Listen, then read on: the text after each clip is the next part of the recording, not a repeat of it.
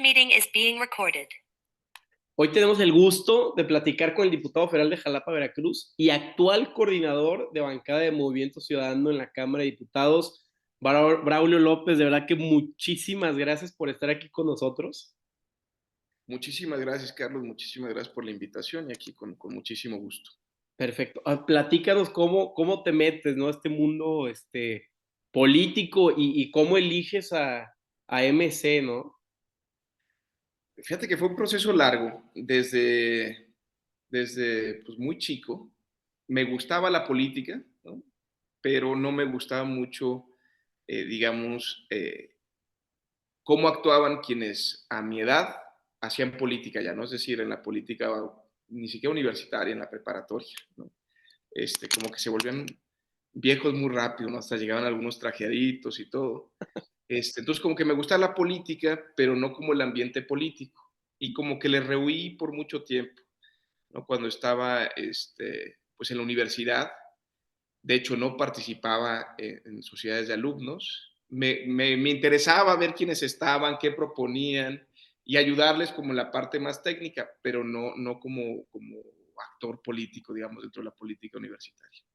Quería, de hecho, ligar mi camino más hacia el Poder Judicial. De hecho, estuve 4 años y medio trabajando en la Suprema Corte. De ahí me fui a la maestría y me fui a la maestría a estudiar filosofía política, teoría política, Okay. que pues no es política práctica, sino es un tema pues qué es democracia, qué es libertad, qué es igualdad, como estas grandes preguntas que son interesantísimas, pero porque mi idea ahí ya iba más o a volver al Poder Judicial o sinceramente como más un tema académico. Cuando termino la maestría, me doy cuenta que sí me gusta la política, estaba por empezar.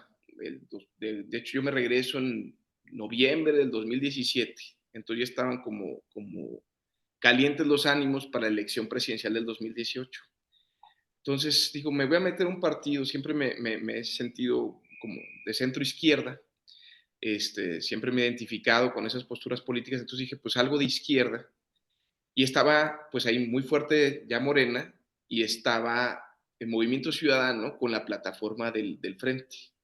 Y la verdad es que ahí me doy cuenta que específica, o sea, que la plataforma del Frente encajaba mucho más con mi visión socialdemócrata y de centro izquierda. Y ahí veo cómo buscar, pues comunicarme con gente que podía estar ya dentro del Movimiento Ciudadano. Y es así como empiezo a buscar por dónde. Y la verdad es que han sido muy generosos conmigo. Eh, como sabes, pues el senador Dante Delgado es veracruzano. Sí. Entonces siempre, pues en mi familia no es veracruzana. Mi papá es sonorense y mi mamá es nacida en Coahuila, pero pues criada en Jalisco. Pero llegan a Jalapa, yo soy el menor de 4 hermanos, llegan a Jalapa en el 88, yo nazco en el 89. Okay. Entonces yo crecí con un esquema de admiración al senador Dante Delgado, pues por parte de mi familia, ¿no? Entonces como que justo era una conexión muy cercana porque había esta calidez. Habían otros institutos políticos, sin duda, pero pues cuando decido Movimiento Ciudadano es como busco una cita con él, reunirme con él y pues me involucro en la campaña presidencial. Él sabía pues básicamente quién era, en qué había estado, platicamos varias veces, entonces como que me involucra y ya después me jala como jefe de oficina, ya cuando se decide cómo va a estar conformado el Senado, y pues feliz de la vida, estuve 4 años y medio ahí, ¿no? Con un grupo de senadores y senadoras, la verdad, fantásticos, o sea, el senador Clemente Castañeda, la senadora Patricia Mercado, el senador Juan Cepeda, el senador Noé Castañón, la senadora Verónica Delgadillo, no quiero omitir a nadie, pero Marco Gama, el doctor Pech, o sea, de verdad fue creciendo la bancada, Alejandra León, Gloria Núñez, y se volvió un equipazo, la verdad, en el cual pude estar muy involucrado. Y después se da esta posibilidad de estar en la Cámara de Diputados de una manera, pues yo diría, muy rápida, en el sentido de que, pues sí, había yo entrado en el 2018, pero pues sí también te habla de cómo cuando decimos que hay espacios para la juventud, pues yo en mi caso te lo digo, pues es cierto, ¿no? Y no solo lo digo por mí, hay mucha gente en puestos clave de movimiento ciudadano, inclusive más jóvenes que yo, ¿no? Y si quieres luego los platicamos puntualmente, pero la verdad es que sí, sí se ha dado estas posibilidades. Y ahorita, pues yo cuando entré a la Cámara de Diputados, sincero, yo no pensaba, traía el trabajo técnico, traía pues ganas, traía como ya una formación política, porque sinceramente, eh, pues estar con Dante Delgado y estar con esos personajes, pues sí, sí, me ayudó muchísimo a entender rápido algunas cosas, pero no me esperaba ser coordinador parlamentario, ¿no? Obviamente hubo ciertas circunstancias y hubo también mucho trabajo para que se pudiera dar, pero pues ahorita es un orgullo y un honor estar en esta posición, Carlos. Claro, ahora, estando cerca del Senado, apoyando como secretario en estas áreas, ¿qué aprendes? Porque, eh, a ver, yo creo que es el mejor masterclass que puedes tener de política, de poder, que puedes, lo que aprendiste en la filosofía política, concretarlo en algo más práctico, que es el día a día. Me interesa mucho saber qué aprendes, ¿no? Hasta la forma en la que hablan, cómo dialogan, ¿no? Pues mira, te soy sincero, es de los, digamos, momentos de reflexión que he tenido mucho sobre esta labor, es que te hace un buen político. La neta es que creo que hay muy distintos tipos de políticos y que son buenos, ¿no? Hay políticos muy integrales, hay políticos como más específicos en ciertas cosas, ¿no? Está el político territorial, está el político más intelectual, el político gran organizador o más administrador, el político técnico, el político más de la arenga o el político más carismático. Y pues todos son buenos políticos, ¿no? O malos políticos también, pero a lo que me refiero es que hay distintas formas de llevar a cabo esta función, ¿no? Entonces, creo que mucho pasa, digamos, por ser auténtico, ¿no? Por reflejar lo que tú puedes aportar a tu partido, a tu movimiento, a tu bancada, tu región donde trabajas. Pero hay cosas que sí se aprenden. Hay cosas que creo que más allá del auténtico que eres, pues hay ciertas formas de comportarte, formas de relacionarte que te lo da pues el trato humano, ¿no? Creo que la política pasa mucho por el ser humano que eres, ¿no? Entonces, el entender que hay personas que tienen ambiciones, que hay personas que tienen intereses, hay personas que tienen sensibilidad para ciertas cosas, que te buscan por algo, no es de a gratis que se quieran sentar contigo, ¿no? Que también eres representante popular y ejerces un tipo de poder y la responsabilidad que eso conlleva. Pues aprender estas relaciones, cómo guiarlas, cómo conducirlas, cómo ayudar a que las personas que se te acerquen estén mejor, ¿no? Cómo aprovechar las virtudes de estas personas para efectos de construir algo más grande, ¿no? Que te sobrepasa a ti, que sobrepasa a ellos, es algo que sí te lo da la política cotidiana, ¿no? Que eso no se da ni estudiando filosofía política ni estudiando cualquier otra materia. Ahora, lo que sí creo que me aportó la filosofía política en esto es que entiendes mejor las discusiones y entiendes mucho mejor a descifrar cuál es el punto importante, cuál es lo prioritario, cuándo el discurso se está enredando, cuándo el debate se está enredando, cuando justo en una discusión de alguna iniciativa que no está transitando, pues tienes que hacer un zoom hacia afuera o hacia adentro, dependiendo que sea. Y eso no es solo la filosofía política, yo creo que es el tipo de filosofía que estudio, que es filosofía analítica. Y creo que ayuda muchísimo a entender los problemas en general y me ha sido muy útil para mi desarrollo profesional. No, sí, con el tema de filosofía ves, o el fin de los hechos, el tema, teleológico, o puede ser que te vas hacia la raíz, entonces ayudas a que algún político que quiera decirte las cosas, pero tal vez no tenga las bases, tú le puedas decir, probablemente estás tratando de este tema y le ayudas, ¿no? Al final del día creo que la filosofía es una manera de, pues, de pensar y te da un buen cimiento para que puedas ver la carnita del asunto, ¿no? Así la médula es ósea y apoyar a los políticos y que se empapen de esto, ¿no?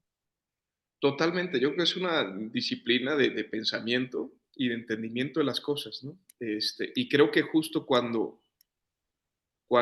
la política, digamos, muchos lo ocupan de una manera que yo no estoy de acuerdo, pero para mí la política ayuda mucho a construir, ¿no? A entender, a organizar, a a comprender que si aprovechas justo las virtudes de las personas, la voluntad de las personas, el ímpetu, puedes hacer cosas enormes, ¿no? Y eso pasa mucho por un trabajo de relación humana, de coordinación, de entendimiento mutuo. Entonces, cuando le metes la filosofía justo a querer entender al otro y querer explicarle lo que tú crees que debe suceder, pues te ayuda muchísimo a construir esta cuestión que es más grande, ¿no? Y que justo para mí es de los grandes fines de la política. Y no creo que sea una coincidencia que ahorita seas coordinador de bancada. Creo que que será hace como 4 meses entrevisté a Marcela Guerra, que es la pues, presidenta Presidente. de la Cámara de Diputados, y ella también en uno de sus diplomados tuvo clases de filosofía y ella, pues digo, en sus palabras lo que yo entendí le ayudó mucho porque podía ver cuáles eran sus valores, qué para ella es lo más importante en política y ya cuando tenía bien su sistema de creencias a la hora de meterse a la política, que es mucho empujones, ella ya sabía qué creía, hablaba mucho sobre la lealtad, que en política es indispensable ser leal y creo que te da un poco más de claridad, un caminito mucho más fácil que trazar cuando ya sabes qué sí, qué no. Y quiero pensar que tú cuando tocas o cuando pues aprendiste de filosofía política, cuando te metes a MC, ya sabes qué corriente tiene, puede ser congruente con las iniciativas que pones porque tienes un entendimiento de centro izquierda, ¿no? Que luego muchos políticos no lo tienen. Fíjate que lo dices muy bien. Yo coincidí con Marcela Guerra mucho en la mesa directiva de la comisión permanente pasada. Y justo es interesante el perfil de Marcela, porque ella viene inclusive del arte, ¿no? De museología, de estas cosas que parecieran que no es el camino como común que la gente piensa que se debe seguir para hacer política, ¿no? Y pues es presidenta de la Cámara de Diputados. Entonces, entender justo esta dimensión política te lleva por entender también estos perfiles más amplios, ¿no? Te platica de pintores, te platica de artistas plásticos, pues con una naturalidad y con un entendimiento de las cosas, pues, pues que es muy bueno, ¿no? Y que justo aporta a la vida pública esta sensibilización, esta sensibilidad respecto a cosas distintas, no solo a la grilla política, ¿no? Porque luego se piensa que la política es puramente esto, y no, es sumamente amplia. Y lo otro que dices es cierto, o sea, de hecho mi vínculo o mi interés de involucrarme en un partido político inició con el tema programático, ¿no? Meterme a los documentos básicos, a entender estas plataformas electorales, estos planes de gobierno, estos estatutos, programas de acción, este, pues para decir, a ver, qué idea de país concibimos, ¿no? Y eso también lo he llevado a cabo en otras cosas, o sea, digamos, tengo a mi cargo la Fundación México con Valores, que dedicamos a reconocer gente, ¿no? Y una de las pláticas bien interesantes, por ejemplo, con la senadora Patricia Mercado, cuando entré en ese cargo, fue, pero ¿qué valores vamos a platicar? ¿No? Y ahí sí entra muchísimo, obviamente, la filosofía política, la filosofía moral, porque sí también tenemos que estamos en un cambio de época. Creo que generacionalmente tú y yo lo vivimos, aunque tú eres más joven, pero pues el tema, por ejemplo, de antes, de la familia tradicional, pues ya choca con otros valores, ¿no? Ya pensamos en familias mucho más distintas, ¿no? Pues de una madre soltera con su hija, de personas que tal vez no se casan, pero conviven, de personas homosexuales, de personas con identidades distintas, de inclusive familias pues que pueden estar compuestas con parejas distintas, es decir, dos hombres, una mujer, o sea, el concepto de familia y qué implica ese valor, pues ya es una discusión más amplia, ¿no? Por ejemplo, antes el machismo era bien valorado, ¿no? Y ahora el feminismo entra con una nueva serie de valores que hay que discutir y hay que entender y entender bien para promover los que nos permitan una sociedad muchísimo mejor. El tema del medio ambiente, por ejemplo, el ambientalismo también trae con ellos una carga de valores, de principios, que es lo que le tenemos que dar causa. Entonces, bueno, para los que consideramos que esos valores y principios son los que tienen que propagarse en la sociedad. Entonces, la verdad es que sí te ayuda este entendimiento y me ha ayudado muchísimo en esta progresión y también, como lo dices, justo en las iniciativas que presento, justo en la agenda legislativa que quiero llevar, va con esta composición que traigo desde la academia y desde la Suprema Corte, porque también justo muchas resoluciones se basan en principios y valores constitucionales que van, y morales que van permeando en toda la construcción jurídica en las sentencias que emitían los ministros en ese momento. Claro, veo que tienes muy, muy estudiado y certero el tema de valores, pues ya sean nacionales, del partido, personales.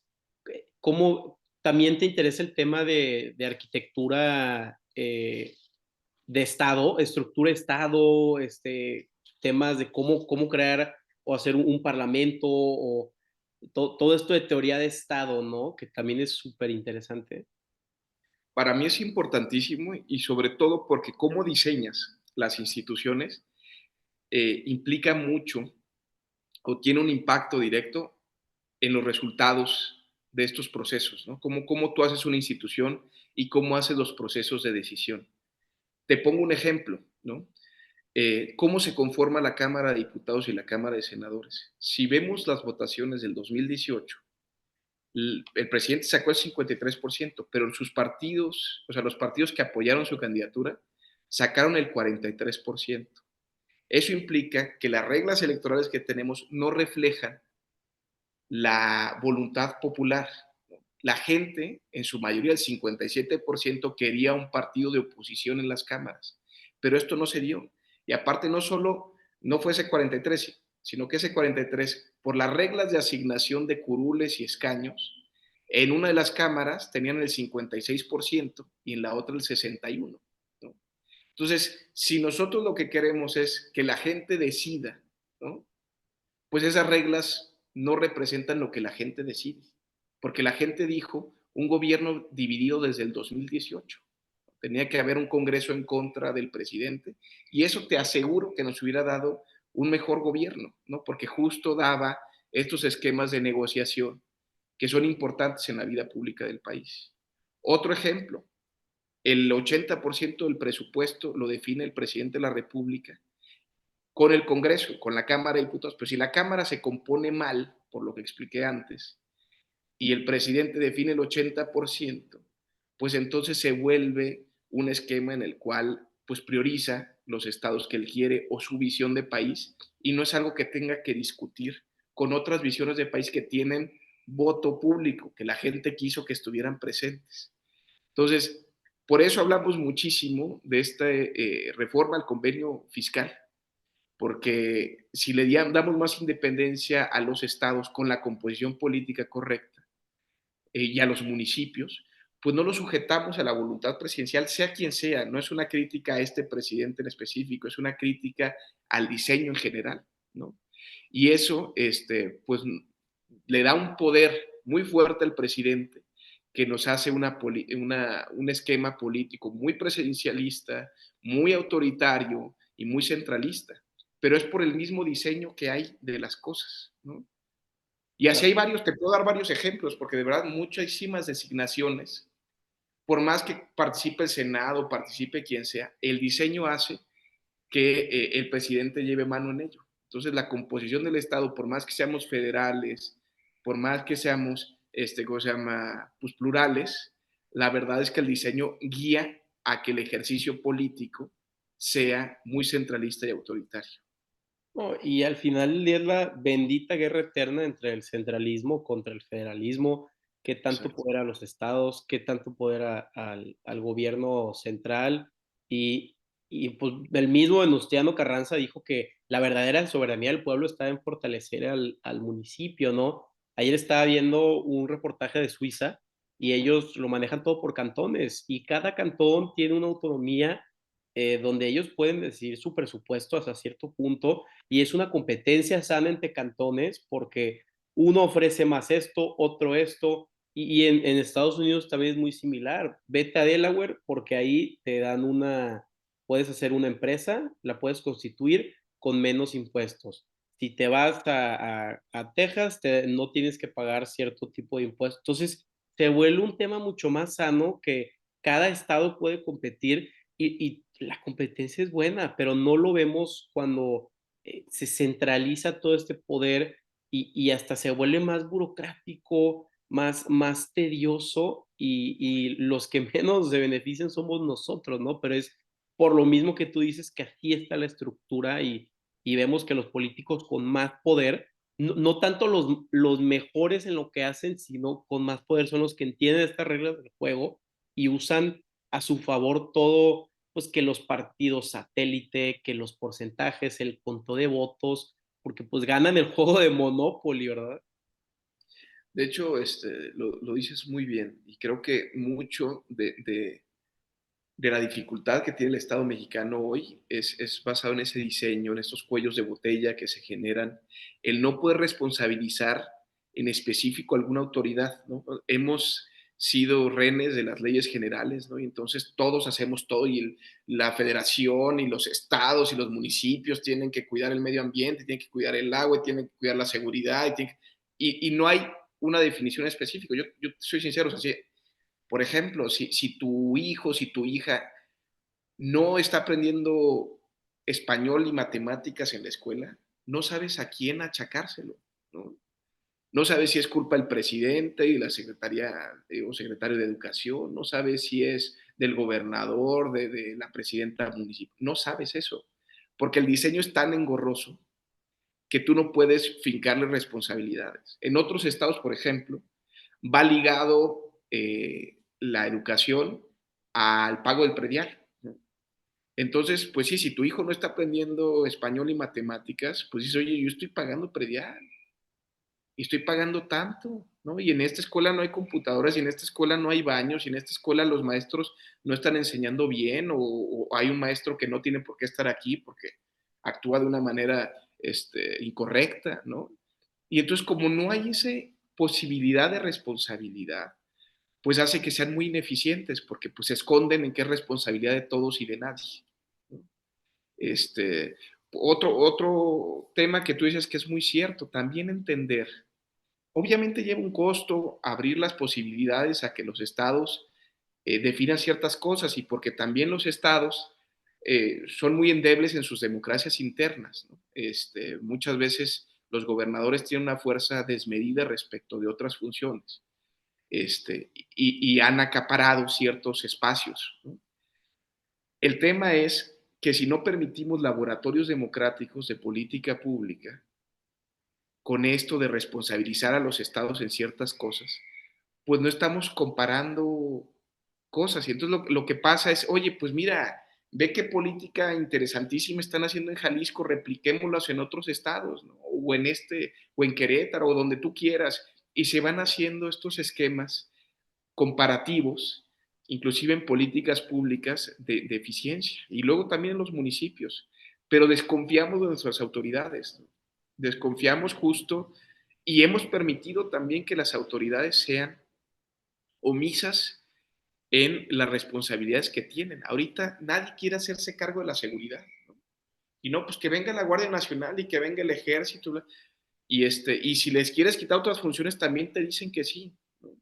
Pero la verdad es que, pues si no tenemos gobiernos estatales fuertes, gobiernos municipales fuertes, que son los más cercanos, obviamente, por sus funciones, por su dimensión, a las poblaciones y a los reclamos de las poblaciones desde lo local, pues no vamos a salir de esta vorágine, sinceramente. Tenemos que fortalecer, tenemos que confiar y sí revisar esas funciones, pero no suplir esas funciones. O entender en esta composición qué cosas se suplen y a qué grado. Nuestro diseño municipalista les fincamos muchísimas obligaciones a municipios que a veces no tienen ni para el pago de su propia burocracia, de su propia luz, de sus propios servicios básicos.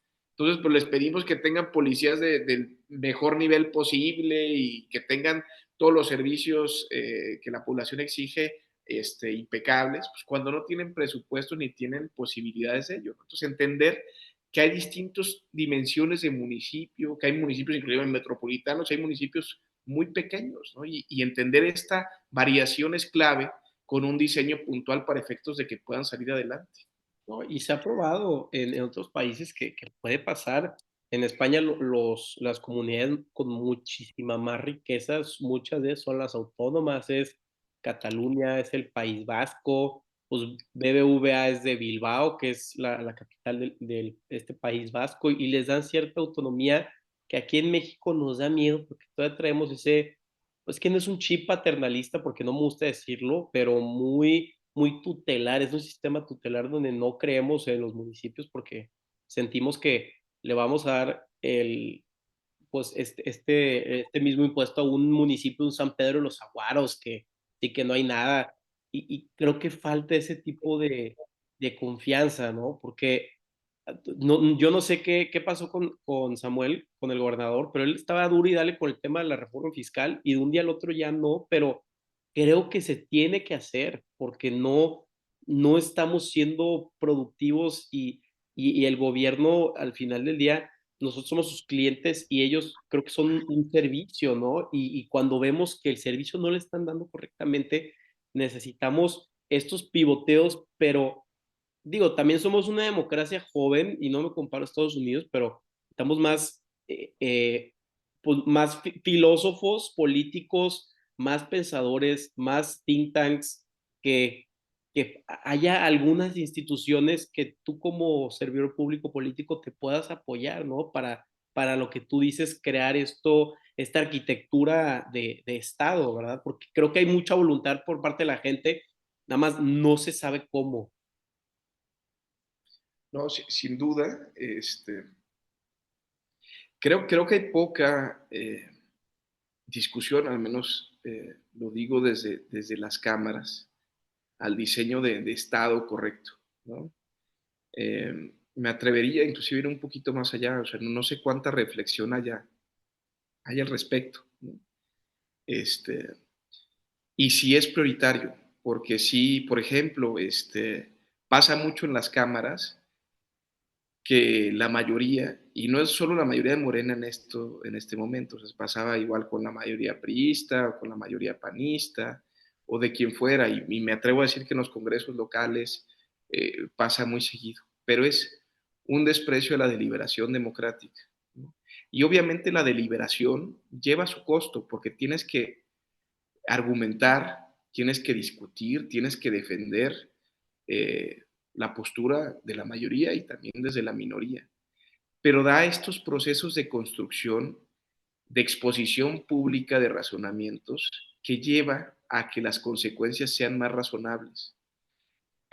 No sé si te has dado cuenta, pero por ejemplo en el Parlamento británico, pues el primer ministro va al menos una vez al mes a confrontarse directamente con la oposición. No es una mañanera en la cual puedes decir lo que quieras. No es una mañanera que, bueno, al menos hay puntos en los cuales hay periodistas que pueden plantear cosas y se tienen que responder, ¿no? Pero el tema, por ejemplo, de este contraste de ideas fuerte, respetuoso, eso sí, respetuoso, pero agresivo y puntual, ayuda a las democracias, es algo muy sano. Y pues obviamente también ayuda también a este entendimiento de la mesura, porque pues tampoco vas a criticar por criticar, ¿no? Porque sabes que después, si criticas cosas absurdas y después eres gobierno, no las vas a cumplir y te las van a echar en cara, ¿no? Entonces también entre no exigir cosas que no se pueden lograr Y, entre exigir, y el exigir cosas razonables y tener que defenderlas desde el gobierno, hace naturalmente que la consecuencia de esas discusiones fuertes sean más positivas, a subir iniciativas o dictámenes de última hora, querer que la oposición no te critique tanto, hacerlos a altas horas de la noche, sacar bolas rápidas, pues eso no ayuda en nada en la construcción democrática. Esa es una imposición tratando de respetar las reglas que hay parlamentarias y hacer un abuso de ellas en vez de construir una idea de país mucho más puntual, por más que sea la tuya. Mira, a mí, por ejemplo, me da mucho coraje el tema de las obras públicas y la negación de los impactos ambientales, ¿no? A ver, tú eres gobierno, tú tienes una idea de qué tipo de obra pública quieres hacer, no quieres hacer un tren, quieres hacer un aeropuerto, quieres hacer una refinería, quieres hacer carreteras, lo que quieras, ¿no? Y la gente votó por ti para, con ese liderazgo para efectos de que conduzcas esas obras públicas. Pero lo que creo que está muy mal es pensar que esa obra pública, por el hecho que la gente votó por ti, pues puede saltarse las reglas y sobre todo no transparentar cosas que sí impactan a todos. O sea, ¿por qué no la transparencia ambiental y el impacto hídrico? ¿No? Tienes que permitir también que la gente se defienda en estos esquemas y tienes que hacerlo público y tienes que discutir públicamente porque a pesar de que afectas al medio ambiente, porque más que afectas al agua, no es tanto como se cree o de todos modos es un desarrollo sostenible, justificar esas cosas. Es muy sano para la vida pública y no querer siempre imponer lo que tú creas que es bueno para todos, sino dejar que te digan por qué no y tener que argumentar por qué sí. Y eso no se hace. Y eso es muy dañino. ¿No viste que unos exploradores ahí de cuevas encontraron un cenote ahí del Tren Maya, que había una barra, así un cimiento atravesándolo todo y dices tú, oye, hasta lo hacen y sin decírtelo, que muchas veces cuando tú estás dudando si es correcto o no lo que estás haciendo, pues pregúntate a ti mismo, si se lo platicas a alguien le va a gustar y si te dice que no, probablemente no sea el camino correcto, ¿no? Pero también es el choque de entre economía y productividad versus naturaleza, ¿no? Que es como el choque infinito entre a qué le das más valor, ¿no? Sí, pero fíjate que yo lo achaco muchísimo más a la falta de planeación. Y es Okey. lo que critican ellos, sobre todo el tramo 5. Yo fui con Sélvame del Tren a recorrerlo y es muy triste porque este tramo, ¿no? Porque del tramo 1 al 4 había mucha vía ya de tren, entonces no era un impacto ambiental como si, o sea, de la dimensión que sí es el tramo 5, el 6 y el 7. Okey. Ahí sí podaron la selva, ahí sí es suelo kárstico, que es suelo muy poroso, ¿no? Que se rompe, que se quiebra, pues los cenotes son rompimientos justo, o sea, se abre de repente la tierra y pues el agua está abajo. Y platicando con ellos, pues dos cosas. Una, ya habías impactado con la carretera federal y lo que decían ellos, hagan el tren pues por donde está la carretera federal, que ya se impactan 87 cavernas ahí. Pero lo que quisieron es, en acuerdo ahí, ahí sí económico, pero económico no sostenible ni interesado en ello, fue meter los 7 kilómetros a la selva. Y eso pues obviamente es mancha urbana, pero aparte es impacto otra vez. Y ahí creo que llevan como más de 120 cavernas que saben que van a impactar. Y no es la caverna en sí, no es que nos guste ver cavernas que son muy bonitas, de hecho, pero más allá de eso, es el agua. El agua, ese sistema, hay que entenderlo como, yo pensaba como un queso gruyere, pero no es un queso gruyere, es un pastel de tres leches. O sea, hay una comunicación de agua en varios poros que permite la calidad del agua estupenda. El color del mar Caribe se debe a esa agua. Hay, no nos explicamos cómo, pero hay agua del Caribe que llega al Golfo, ¿no?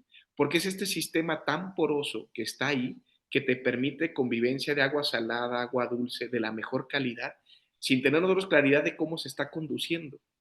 Entonces, impactar ahí, cuando sabemos que hay crisis hídrica, que hay sequías, pues es una irresponsabilidad mayúscula, mayúscula.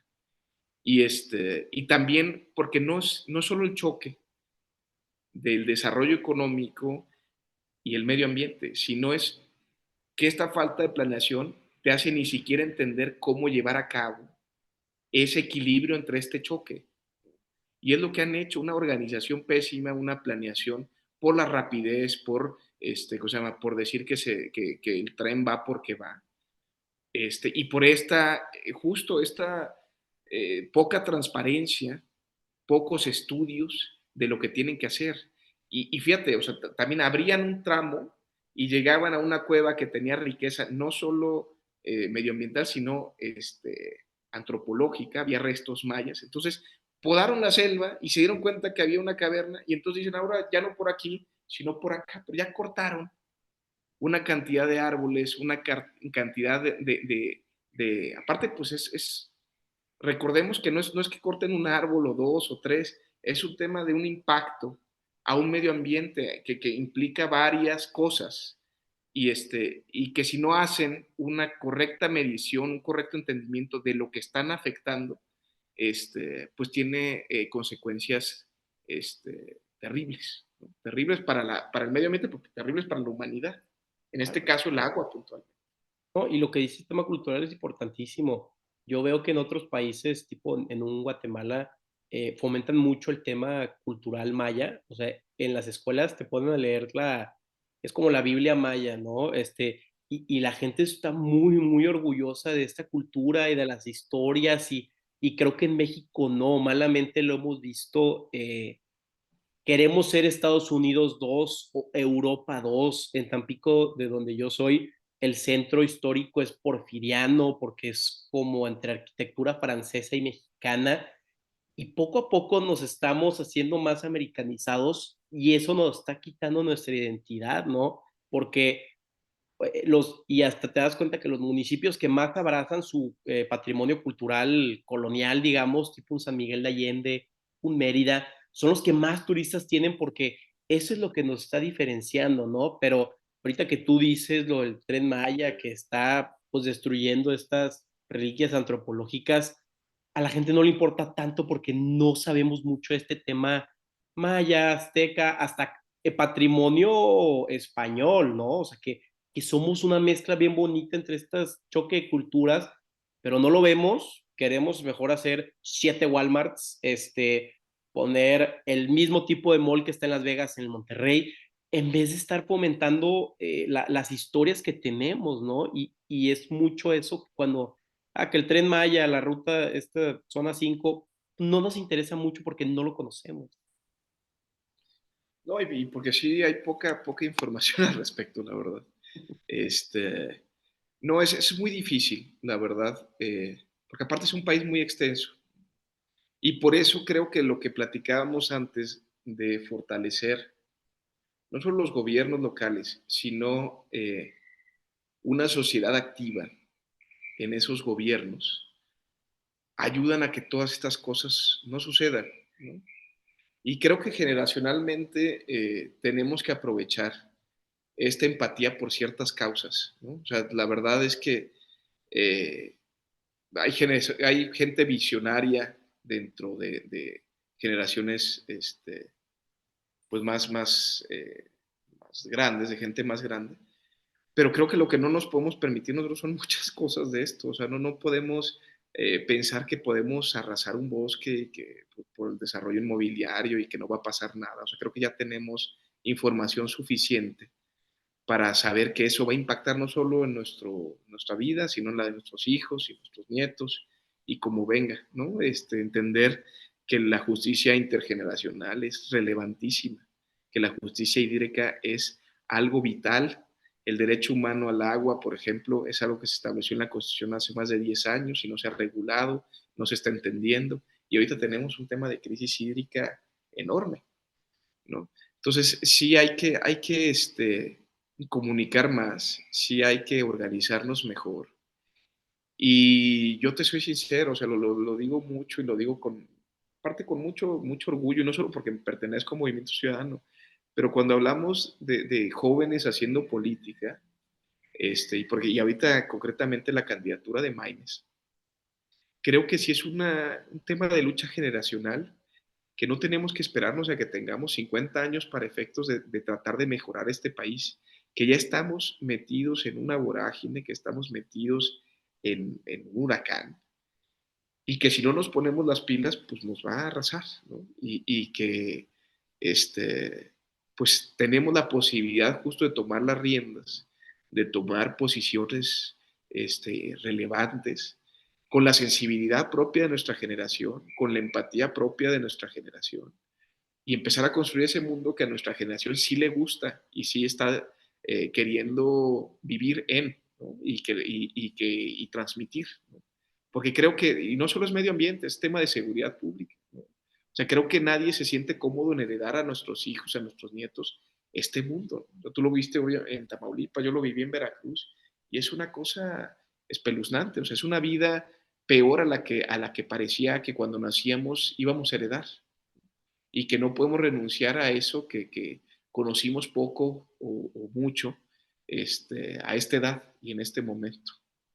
Sí, es muy triste y toda esta área, los estados nos tocó temas muy fuertes y nos quitó, oye, yo no podía viajar a Tamaulipas, conocer muchísimos lugares, Veracruz también tiene lugares preciosos y te quedabas, pues claudicado en tu mismo municipio, por miedo, ¿no? Pero regresando a este tema, y a mí me interesa mucho este tema pues, comportamiento organizacional, me encantaría saber cómo es ser un coordinador de bancada, ¿no? Y más que nada que están estos retos de ser jóvenes, que de repente, pues como eres joven, pero tienes una posición de liderazgo, entonces puede que haya mucho choque, ¿no? ¿Cómo lo manejas? Me encantaría saber tu filosofía y digo, por algo te eligieron de coordinador y me da mucho orgullo que alguien joven esté liderando, tomando la batuta. Muchas gracias, Carlos. Pues mira, llevo poco tiempo, entonces es difícil medirlo, pero creo que pasa mucho por lo que tú decías respecto a eh, estos ciudades que cuidan su patrimonio. Cuando hablamos de nueva política no nos referimos a que solo somos gente joven, ¿no?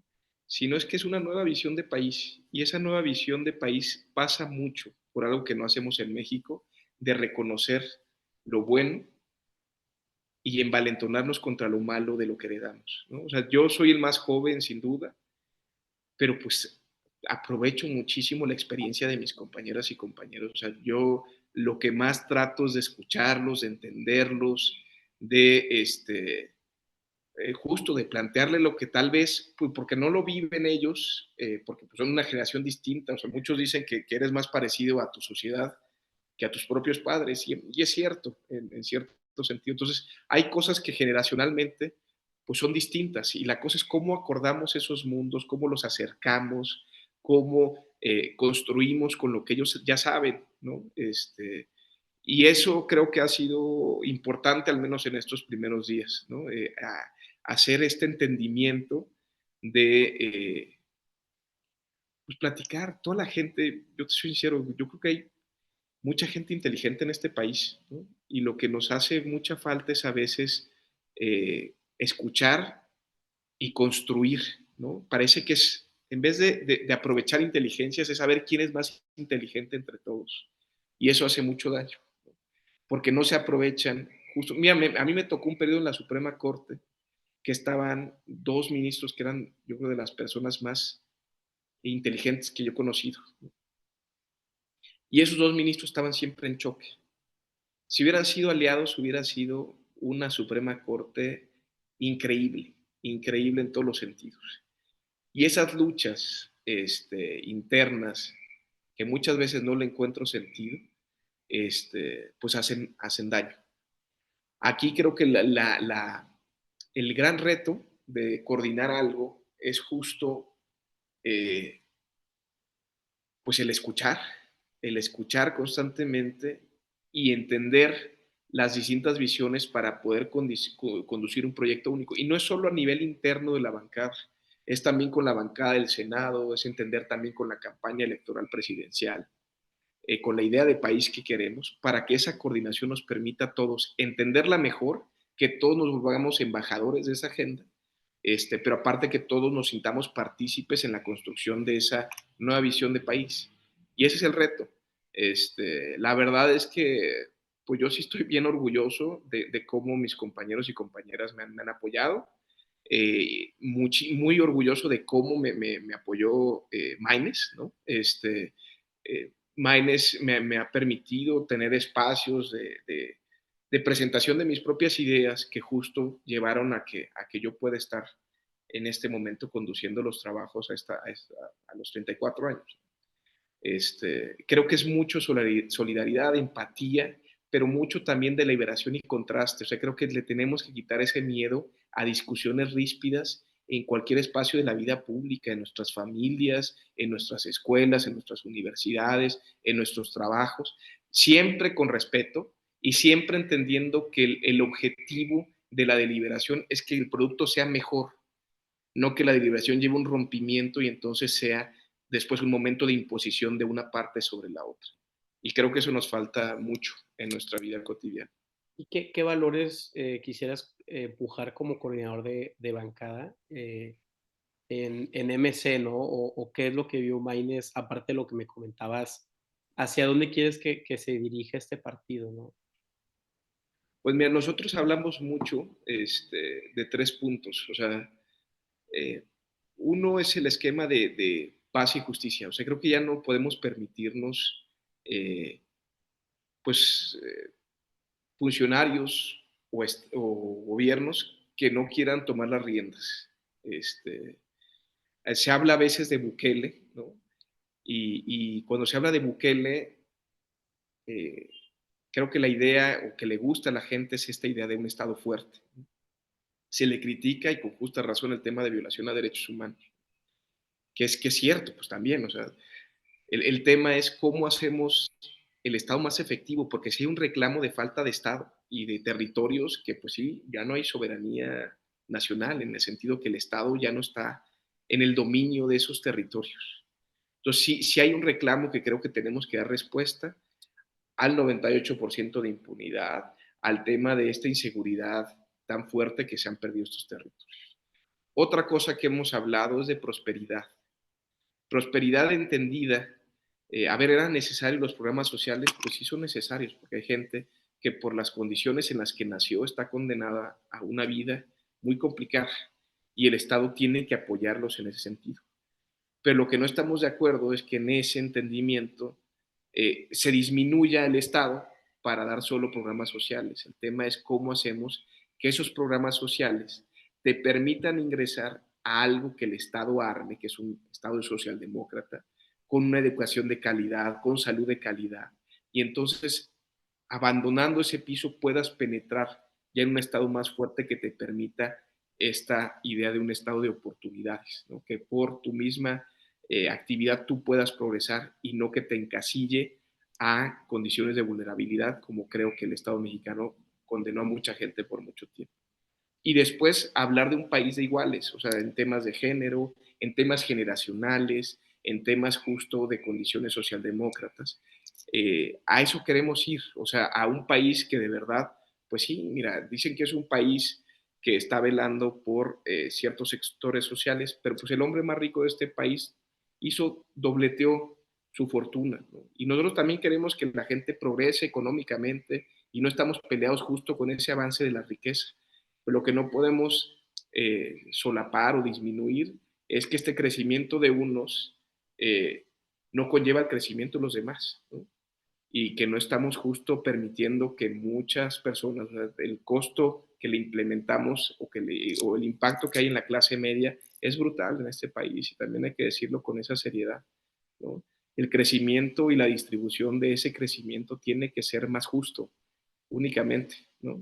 Y ahí hay muchas cuestiones de valorar qué es más justo y qué es menos justo, pero creo que sí es una discusión que no hemos abordado con la seriedad de vida.